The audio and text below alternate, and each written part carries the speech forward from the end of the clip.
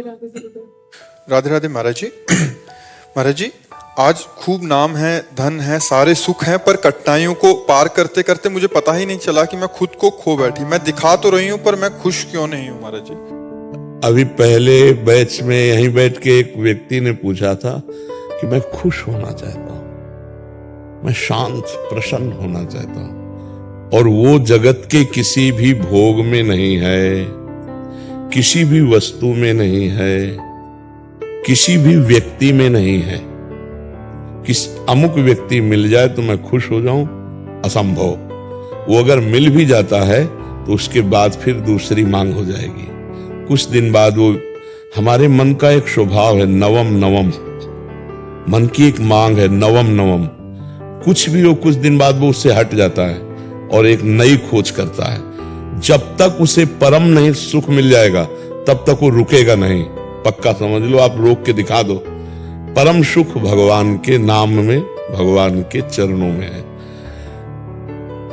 एक फिर हम समझाने के लिए कथा सुनाते हैं। चक्रवर्ती सम्राट महाराज भर्तहरि जी,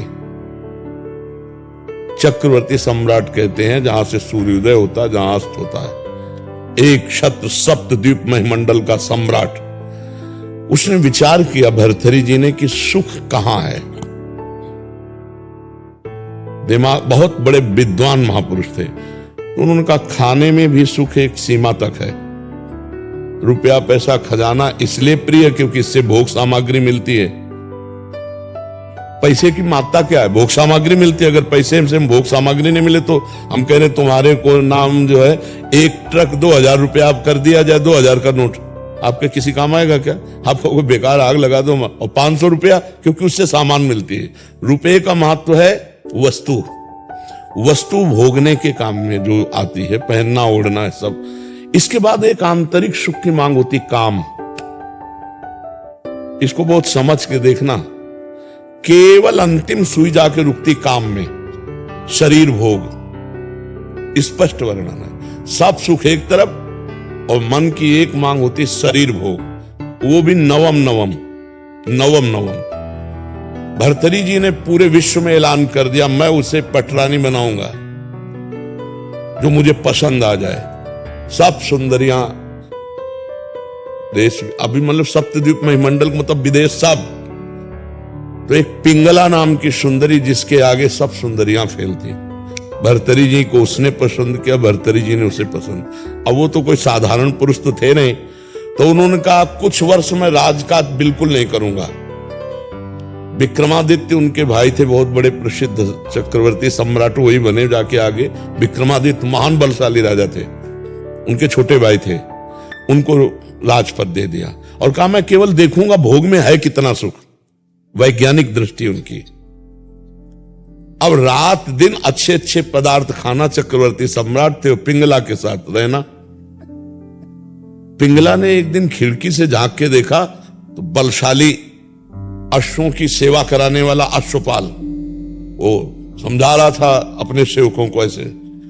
रानी ने देखा और आकर्षित हो गई और हुक्म किया दासी को, अश्वपाल से बोलो अमुक जगह मिले। तो दिन में महाराज शयन करते थे, तो दिन में जब सोते होते तब वो अश्वपाल से मिलने लगी और अश्वपाल से उसका शारीरिक संबंध हो गया।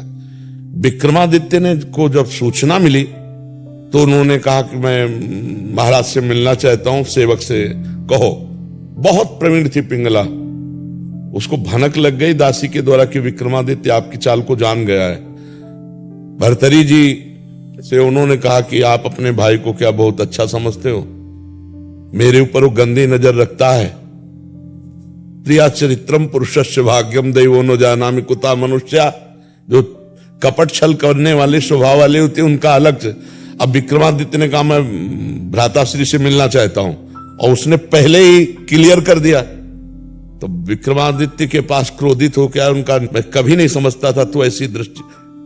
तो उनका भैया हम जो बात बताना चाहे मैं समझ रहा हूं कि तू यही तो कहना चाहता ना पिंगला गलत है। तो उनका हाँ भाई गलत है हमारे पास। बोले तुम कितने सही, निकालो इसको। मंत्री से आदेश किया इसको देश निकाला दे दो। बेमतलब अब विक्रमादित्य ने मंत्रियों से कहा, भाई इस समय हमारे उसके शासन में है, जीवन इनका बहुत खतरे में है, संभालना राज्य, और मैं अमुक जगह जंगल में रहूंगा, जरा भी खतरा हो तो मुझे बता देना, पर भाई की आज्ञा का पालन करने के लिए। जो अश्वपाल था वो महाराज की नृत्यांगना थी दरबार में, उससे उसकी मित्रता थी। अब वहां एक नगर में ब्राह्मण गरीब था, उसने तपस्या की देवराज इंद्र को प्रसन्न करने के लिए। देवराज इंद्र प्रसन्न हुए और एक फल दे दिया, कहा इसको खाओगे तो अमर हो जाओगे, और अंतर ध्यान हो गए। उसने कहा मैं गरीब आदमी धन चाहता था, अमर होके क्या करूंगा। तब विचार आया कि धर्मात्मा चक्रवर्ती सम्राट महाराज भर्तरी को दे तो वो हमें धन दे देंगे। ऐसा ही किया, महाराज की जय जयकार हो। आज तक दरबार में नहीं आए थे, लेकिन ब्रह्म ऋषियों को जाने का आदेश था, वो गए, महाराज की जय जयकार हो, महाराज मैंने तपस्या के द्वारा अमर फल प्राप्त किया है, मुझे धन दिया जाए। तो उन्होंने खजाने में कह दिया जितना मांगे धन दे दो, और अमर फल लिया। और विचार किया मैं अमर होके क्या करूंगा, अगर पिंगला अमर रहेगी तो पिंगला को दिया खा लो। पिंगला ने तुरंत विचार किया मैं अमर होके क्या करूंगी, अगर अश्वपाल जीवित रहेगा तो अश्वपाल को दे दिया। अश्वपाल ने सोचा मैं अमर होके क्या करूंगा, जो हमारी नृत्यांगना महाराज की है वो अमर हो जाए तो जब तक जीवित रहूंगा। नृत्यांगना ने सोचा मैं अमर होके क्या करूंगी महाराज को।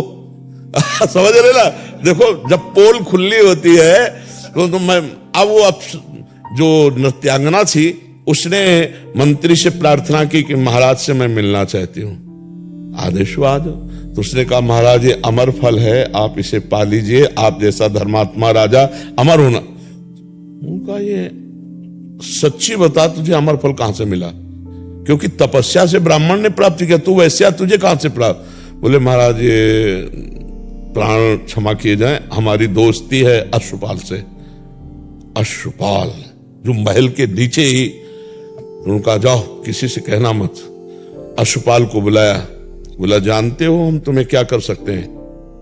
तो कांप रहा था पहले से, बीच सभा में आरे से चिरवाएंगे अभी तुझे, और अगर तू सत्य बोल देगा तो तुझे क्षमा कर देंगे, बिल्कुल कोई दंड। बोले महाराज पिंगला जी ने दिया। क्यों, पिंगला से तुम्हारा क्या संपर्क। बोले विक्रमादित्य ठीक कह रहे थे, हमारा पिंगला से शारीरिक संबंध है। महाराज भर्तरी के होश उड़ गए, मुझ चक्रवर्ती सम्राट से वो खुश नहीं।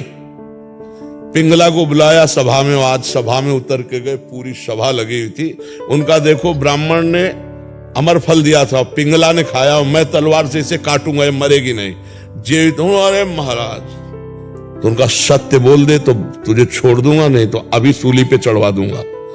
तो उनका महाराज ऐसी गलती हमसे हो गई कि हमने वो फल नहीं खाया, अश्वपाल को दे दे। मुकुट उतारा और कहा धिक्कार इस संसार के सुख को कि मुझ सर्वांग सुंदर पुष्ट चक्रवर्ती सम्राट से ये तृप्त नहीं है, और महारानी से वो अश्वपाल तृप्त नहीं है। अश्वपाल वैश्या से प्यार, ये क्षुद्र काम किसे। और महान बैरागी हुए जिनके सूत्रों को बैरागी जन पढ़ते हैं, भर्तरी शतक है उनका।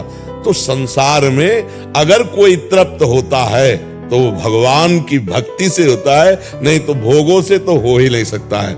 आज तुम्हें प्यार कोई कर रहा है और तुमसे सुंदर मिल जाएगा, कल वो उससे प्यार करने लगेगा, परसों तीसरे से करने। आज तक किसी की तृप्ति हुई हो तो हमें बताओ, भोगों में कहीं तृप्ति नहीं हो सकती, कहीं सुख। बढ़िया, बहुत सुंदर बुद्धि आपकी है जो आपको अनुभव करा रही कि सब कुछ होते हुए भी एक ऐसा स्थान खाली है जहां लगता है वो नहीं है जो मैं चाह रही हूं। वो श्री कृष्ण है, वो प्रभु हैं।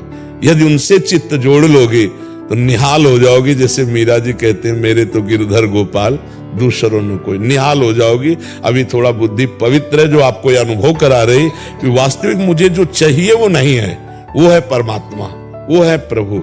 हम कह रहे हैं यहां तक सोने से लाद दिए जाओ, केवल मान्यता ही तो है ना, मान्यता का सुख है ये। नहीं बताओ मीठा लगता है कि खट्टा लगता है, क्या सोने में है, केवल वो महंगा है और उसकी मान्यता है। इसलिए हमको लगता नहीं। 4 लाख योजन का सोने का पहाड़ है एक, जिसका नाम सुमेरु है। भगवान की माया में रत्न गर्भा पृथ्वी को कहा गया है। जैसे गेरू निकलती है ना, जैसे खड़िया निकलती है, चूना निकलता है, ऐसे यहाँ सोने चांदी की धातुओं की यहाँ खजाना है पृथ्वी में। अब वो तो भगवान जब अवतरित हुए थे तो अपने आप सब भूमि से प्रकाशित हो गया। हम लोग इन सुखों से कभी तृप्त नहीं हो सकते, क्योंकि हम सच्चिदानंद के अंश हैं, हमारी मांग सच्चिदानंद है। नहीं, आप मान लो इतने बड़े बड़े धनी, लेकिन वो भी अशांत है। आप ये मत समझना, अशांत है, क्योंकि जब तक भगवान नहीं मिलेंगे तब तक हमें शांति नहीं मिलने वाली। कुछ भी भोग लो, कुछ भी कर लो, और देखो शांति कैसी और तृप्ति कैसी, जब केवट कठौता में भगवान के सामने जल ला के और उनके चरण पखार रहा है, तो भगवान सिया जी की मुंदरी दे रहे हैं, सिया जी की मुंदरी। लेकिन वो क्या कह रहा है, अब कछु नाथ न चाहिए मोरे, दीन दयाल अनुग्रह तोर। क्यों? अति आनंद उमगी अनुरागा, चरण सरोज पखारन ला। भगवान के चरण से जो आनंद मिला, केवट कहने लगा अब कछु नाथ न चाहिए मोरे। भगवान के बिना मिले ये शब्द नहीं निकल सकता कि अब मैं सुखी हो गया, आज के बाद मुझे कुछ नहीं चाहिए, मैं जो चाहा वो मुझे मिल गया। जो चाहा मिला, चार चाहें और खड़ी हो गई, चार समस्याएं और खड़ी हो गई। इसलिए सखी, भगवान ही एक हैं जिनके मिलने से तृप्ति हो सकती है, दूसरा कोई नहीं है। यहां 4 दिन का शरीर है, आज जवान है, कल बूढ़ा हो जाएगा। भरोसा एकमात्र श्री भगवान में, चित्त भगवान में, अभी परमानंद है, अभी इसी क्षण आनंद है। वो भाई भी कह रहे थे कि सब कुछ बस मैं खुशी चाहता हूं, तो खुशी किससे मिल जाएगी? घर मिल जाए, गाड़ी मिल जाए, ये सब किसी के पास है, वो खुश नहीं है। जो तुम सोच रहे हो वो किसी के पास है इस सृष्टि में। ए भाई, महाराज ययाति का नाम सुना है? शुक्राचार्य की पुत्री देवयानी, जो देवता भी मोहित हो जाए, इतनी सुंदरी थी। वृषपर्वा की पुत्री शर्मिष्ठा, जो दैत्यराज वृषपर्वा, 2 पत्नियां।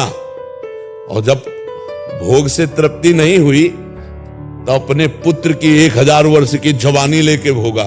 फिर इसके बाद घृणा आई कि धिक्कार है, मुझे अपने पुत्र की जवानी भोग डाली, फिर भी कोई सुख नहीं, वही भोग वासना। तब उन्होंने लिखा, एक पुरुष को जो भगवान से विमुख है, सृष्टि के सारे सुख मिल जाएं तो भी वो तृप्त नहीं हो सकता। इसका मतलब है कि हम जैसे भी हैं, अगर भगवान से जुड़कर संतोष कर लें तो आज सुखी है, आज आनंद है। और अगर भगवान से न जुड़े तो आनंद की अनुभूति